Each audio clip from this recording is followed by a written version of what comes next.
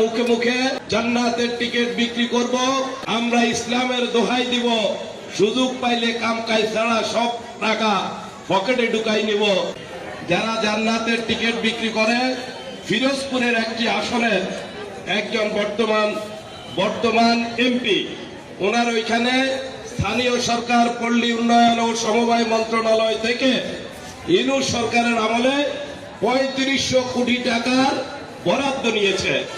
কিন্তু বর্তমান সরকার ক্ষমতায় আসার পরে ওই ৩৫০০ কোটি টাকার দৃশ্যমান কোন উন্নয়ন, কোন কার্যক্রম চোখে পড়ে নাই। বিগত ১৬.৫ বছর, ১৭ বছর ফ্যাসিস্ট সরকার, পেশিবাদী সরকার এই দেশে লুটপাট, অন্যায়, অত্যাচার, গুম খুন করে তারা এই দেশকে অনেক পিছনে নিয়ে গিয়েছে।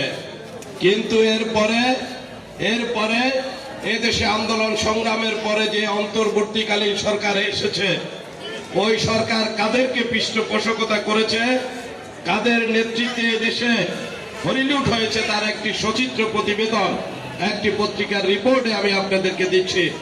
যারা জান্নাতের টিকিট বিক্রি করে, ফিরোজপুরের একটি আসনের একজন বর্তমান এমপি, ওনার ওইখানে স্থানীয় সরকার, পল্লী উন্নয়ন ও সমবায় মন্ত্রণালয় থেকে ইউনূস সরকারের আমলে ৩৫০০ কোটি টাকার বরাদ্দ নিয়েছে।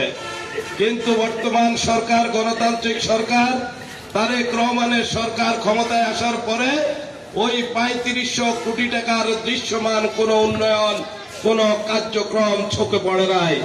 তাহলে আমরা মুখে মুখে জান্নাতের টিকিট বিক্রি করব, আমরা ইসলামের দোহাই দিব, সুযোগ পাইলে কামকাজ ছাড়া সব টাকা পকেটে ঢুকাই নিব, এহেন দ্বৈত নীতি আজকে জনগণের কাছে উন্মোচিত হয়ে গিয়েছে। আজকে বাংলাদেশের জনগণ আজকে তাদের আকাম কুকামকে ইতিমধ্যে প্রত্যক্ষ করেছে। এদেশের স্বাধীনতার সময় স্বাধীনতার বিরুদ্ধে অংশগ্রহণ করেছে। এই দেশ একটি নিজস্ব ভূখণ্ডের দাঁড়াক, এদেশের স্বাধীনতা, সার্বভৌমত্ব সেই সময় তারা চায় নাই। এই দেশে যখন এই গণতান্ত্রিক আন্দোলন হয়েছে, তারা পিছন থেকে তারা ষড়যন্ত্র করেছে। গণতান্ত্রিক আন্দোলনের সফলতা তারা কখনো মনপ্রাণে চায়নি।